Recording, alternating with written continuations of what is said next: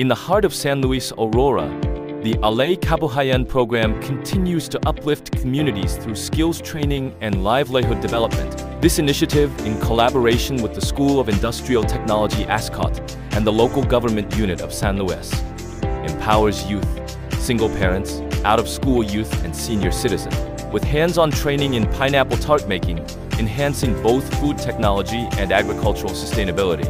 Pineapple is one of San Luis's abundant agricultural products, making it the perfect raw material for a sustainable livelihood project. This training aims to equip young individuals with essential baking and food processing skills, providing them with economic opportunities and promoting local agricultural resources. Participants express their gratitude for this meaningful training. For many, it is not just about learning a new skill, but about creating a pathway toward financial independence and community growth. Ano po ang inyong pangalan at posisyon? Ako si Lourdes S. Mundo, Municipal Agriculturist ng San Luis, Aurora. Ano po ang mga pagsasanay na ginanap kasama ang School of Industrial Technology? Last 2023, nagkaroon kami ng training on pineapple processing, like pineapple jam making, tapos pineapple marmalade, candies. Yun lang na ginanap sa shared service facility ng Barangay Real. Paano po nakatulong ang natanggap na pagsasanay mula sa School of Industrial Technology sa inyong komunidad? So far, maraming, una-una, nadagdagan yung production ng raw materials natin ng pineapple. Kasi nakita nila na meron palang potential for value added ng ating product. Kaya yung mga farmers natin, marami nang gusto magtanim ng pineapple. Kasi naipoprocess naman na pala siya. Tapos nabebenta na siya locally at yung iba lumalabas na din yung product natin. With DTI na-develop namin yung packaging and labeling together with the OSC. So, may mga bagong oportunidad ba para sa mga nakibahagi sa extension program? Marami. Kasi nakikita ko na hindi lang sa processing, kundi marami pang products na pwedeng i-develop. Hindi lang yung pineapple. Marami pang nakikita kami na pwedeng gawin na i-process ng dito sa ating municipality. Siguro kasama na yung ASCOT na isa sa mag-develop dahil alam naman namin na yung research and technology ay nasa ASCOT. So, kung maihahambing ang sitwasyon bago at pagkatapos ng training, ano ang pagbabago sa komunidad? Siyempre nagkaroon ng hanap buhay yung farmers, yung mga mothers, yung meron tayong mga youth na natulungan na gumawa ng mga product na pwede natin pagkakitaan. So, yun lang po. Thank you, ma'am. Position. Good morning po. Ako po pala si Gabriel Justin De Jesus, ang Executive Assistant po ni Mayor at ang LYDO po sa bayan po ng San Luis. Ano po ang mga pagsasanay na ginanap kasama ang School of Industrial Technology? Yung nakaraang taon po meron po kaming linggo ng kabataan at isa po sa program namin yung magbigay po ng training sa mga kabataan at yun nga po naging katulong po namin ang ASCOT para po magsagawa po kami ng seminars, yun po at isa nga po yung pa-training po namin ng pineapple tart sa naging participate po na sa amin. Paano po nakatulong ang natanggap na pagsasanay mula sa School of Industrial Technology sa inyong komunidad? Napakaganda po kasi po kung dati po yung iba po namin yung mga kabataan po namin is wala lang po silang ginagawa or wala po silang pinagkakabalan sa kanilang mga baga sa bahay. Ngayon po nung nagkaroon po sila ng mga proper trainings, meron na po silang mga karagdagang pinagkakakitaan at saka pinagkakaabalahan po. May mga naging bagong oportunidad ba para sa mga nakibahagi sa extension program? Opo, yes po. Dahil nga po, sabi ko po kanina, yung mga bata po dati, wala po silang ibang pinagkakabalahan. Kumbaga is, ngayon po, nung natuto po sila sa mga training, meron na po silang mga, yung iba po may mga small business na, ganun po, naglalako-lako po sila na pandagdag po sa kanilang pang-araw-araw. Yun po. So, kung ihahambing ang sitwasyon bago at pagkatapos ng training, ano ang pagbabago sa komunidad? Napakaganda po kasi po nga kung dati marami yung komunidad po namin is yung mga kabataan po namin, napakadami pong mga adik, ganun po, or maraming nabubuntis po agad, yung mga hindi po nagtutuloy mag-aral. Ngayon po, yung mga wala pong kakayahan mag-aral, nung nabigyan po namin sila ng proper training, yun nga po, nakapagtayo na sila ng mga business, kumbaga, sa halip na mag-addict sila, ganun, mas pinili na lang po nilang magtayo nga po ng mga small business nila, tsaka yung mga iba nilang kaalaman is naitulong din nila sa iba nilang mga kasamahan na kabataan. Kaya yun po, mas gumanda po yung pamumuhay nila. Nagkaroon sila ng kahit paano is kaunting pagkakakitaan. Okay po, so thank you. Ako po si Arlene B. Aguilar, nakatira po sa Barangay 4, San Luis, Aurora. Ano po ang pagsasanay ang inyong natanggap mula sa School of Industrial Technology? Una po, ito pong paggawa namin ng mga pineapple marmalade, pineapple jam, at ito din po ang pineapple tart, paggawa po ng pineapple tart. Paano po nakatulong ang natanggap mong pagsasanay mula sa School of Industrial Technology sa iyong personal na pag-unlad? Nagkaroon po ba ng mas mataas na kumpiyansa sa sarili o mas nadagdagan ng iyong kalaman at kasanayan? Yes po, mas nadagdagan po yung kumpiyansa sa sarili, tapos nagkaroon din po kami ng mga bagong kaalaman po na nai-apply po namin sa pang-araw-araw po namin pamumuhay. Ano ang naging pagbabago sa iyong kabuhayan matapos mong dumaan sa extension program? Malaki po, gaya po nang nagkaroon po kami ng extended na pagkakakitaan po, tapos yun, nadagdagan po yung aming kaalaman. Nakatulong po ba itong training na ito para makapagsimula po kayo ng sarili niyong negosyo or hanap buhay po? Yes po, malaki po ang naitulong sa amin itong mga training po na ito na na-apply po sa amin. Paano naka-apekto ang training sa iyong kakayahang suportahan ang iyong pamilya o mapabuti ang iyong pamumuhay? Paano po sir?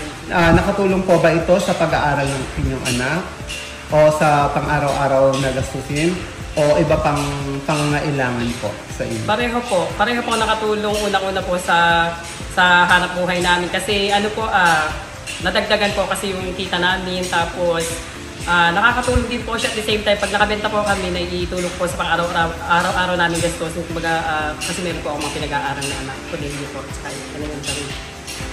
May mga naging bagong oportunidad ba para sa iyo matapos mo makibahagi sa extension program? Marami po opportunity. Unang-una po nakakabenta po kami ng mga products namin mula po dito sa aming training po ng pineapple tart at iba pa pong produkto po. Kung ihahambing ang iyong sitwasyon bago at pagkatapos ng training, ano ang pinakamalaking pagbabago sa iyong buhay? Malaki po ang pagbabago. Unang-una po, yun nga po, marami kaming natutunan. Tapos nadagdagan po yung aming pagkakakitaan. Tsaka nakakatulong po talaga sa pang-araw-araw po naming pangangailangan sa buhay. Okay pa yun lang po. Thank you. Thank you po. Ako po si Ginang Emma Longboy, 62 years old, nakatira sa Barangay Nonong Senior, San Luis, Aurora. Paano nakatulong ang natanggap mong pagsasanay mula sa School of Industrial Technology sa iyong personal na pag-unlad? Nakatulong po siya dahil siyempre nadagdagan po ang aking kita. Bukod po sa nadagdagan yung kita nyo, ano pa po? Saka siyempre nadagdagan po ang aking kaalaman sa paggawa ng iba't ibang food processing. Ano ang naging pagbabago sa iyong kabuhayan matapos mong dumaan sa extension program?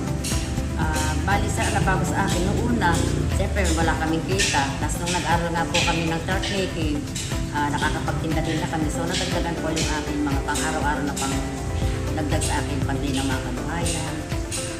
pabaon ng mga apo. Nagamit nyo po ba yung natutunan nyo upang makapagsimula ng kahit maliit na negosyo or part-time? Opo sir, nagamit po namin na sa katunayan nga po ay dire-diretso po kaming naggagawa ng pineapple tart making at nagtitinda po kami sa pag po mayroong Aurora, mga agrofair. Sa Capitol, nagtitinda po kami sir. Paano naka-apekto ang training sa iyong kakayahang suportahan ng iyong pamilya o mapabuti ang iyong pamumuhay? Actually, nang bali ang na po dyan, bali nadagdagan nga po. Hindi naman po naka-apekto, mas nadagdagan pa nga po yung aming kita. Tapos nagagamit, na idadagdag ko sa aming pang-araw-araw na kabuhayan sa aming tahanan. Nakatulong po ba ito para sa pag-aaral ng iyong anak? Ay, opo sir, malaki po na itulong ng pineapple tart making dahil nung una, di naman namin alam gumawa ng ganyan. Nitong nabigyan nyo kami ng training, nagagawa na namin, tapos naibibenta na po namin sa mga customer namin. Ay, sa mga pang-araw-araw nyo pang gastos, Opo, nakatulong po. nakadagdag din po sa mga pang-araw-araw na gastos. Pamasahe namin sir, namin tinulong. May mga naging bagong oportunidad ba para sa iyo matapos mong makibahagi sa extension program? Opo. Mga bagong oportunidad po na nadagdag po sa amin. Siyempre yun nga, natuto kami maggawa ng ganyan. So nakakapagtinda kami at nakakapagbigay kami ng income sa aming family. Nakakasupport ako sa aking apo. Instead na sa aming trabaho lamang, nadadagdagan pa yung aming kita. Nakakuha po ba kayo ng mas maraming kliyente? Opo. Nakakakuha po kami ng mas maraming kliyente. Siyempre masarap yung aming niluto. Kaya nakakaakit kami ng maraming clients. Okay po. So, kung iahambing ang iyong sitwasyon bago at pagkatapos ng training, ano ang pinakamalaking pagbabago sa iyong buhay? May malaki po ang naidulot sa amin dahil nga yun, una-una talaga nagadagdagan namin kita, nagkaroon kami ng hanap buhay, nagkaroon kami ng maraming customer. Ako po si Bidusman, Barangay Dos, Salis. Ano po yung training na inyong nadaluhan? Alay Kabuhayan Skills Training ang pineapple tart making.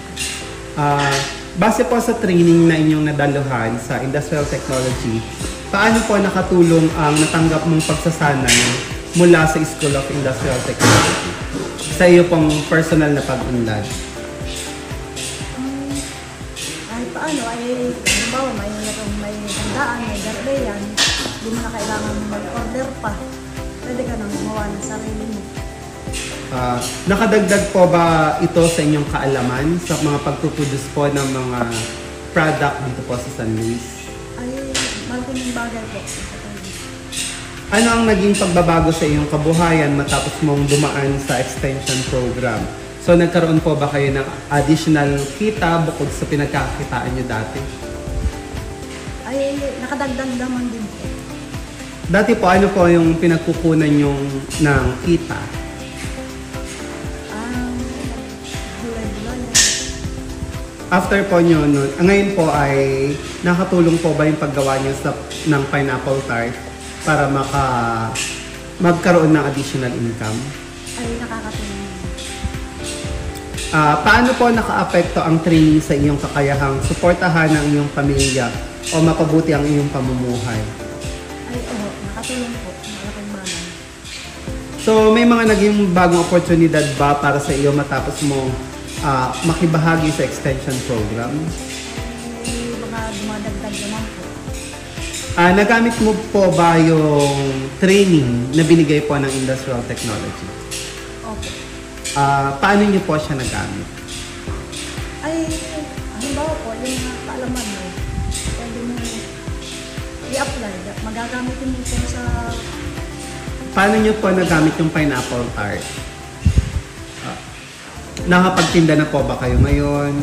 Saan po ba kayo lumitan nagtitinda ng pineapple tart? Ay, doon lang po sa barangay natin. Okay po. So, kung ihahambing ang inyong sitwasyon bago at pagkatapos ng training, ano ang pinakamalaking pagbabago sa iyong buhay? Ano po yung naitulong mismo ng pineapple tart making sa iyong buhay po? Ay, kahit paano, magdagdagan yun. bukod po sa pinagkukunan nyo before, ngayon po ba ay nagagamit nyo po yung pagtitinda ng pineapple tart para makadagdag po ng income sa inyong pamilya? Ang training po ba ito ay nakatulong para tustusan po yung mga basic na pangangailangan nyo sa inyong bahay? General Serrano. Saan po kayo nakatira? At ilang taon na po kayo? Barangay Real. Okay. Ano po yung training na nadaluhan nyo sa industrial technology? Pineapple. Pineapple tart. Pineapple tart. Paano nakatulong ang natanggap mong pagsasanay mula sa School of Industrial Technology sa iyong personal na pag-unlad? Nagkaroon po ba kayo ng mas mataas na kumpiyansa sa sarili? O nadagdagan po ba ang inyong kalaman at kasanayan? Paano nyo po nasabi na nagkaroon ng additional na kaalaman sa inyo sa pamamagitan po ng pineapple tart making? Nagkaroon po ng maraming experience. Natuto pa kayong gumawa ng pineapple tart? Dati po, di ko lang alam ngayon na po. Okay. So, dati po ba ay nagpo-produce na kayo ng mga product? O ng mga food product po? Ano po ang mga food product po ang napoproduce niyo dati? Yan nga po na. Ang naging pagbabago sa inyong kabuhayan matapos mong dumaan sa extension program, nadagdagan po ba ang inyong kita? Ano po yung pinagkakakitaan niyo dati bago pa magkaroon ng pineapple tart making na training? Extra lang po. Ano po, nag-extra po kayo sa...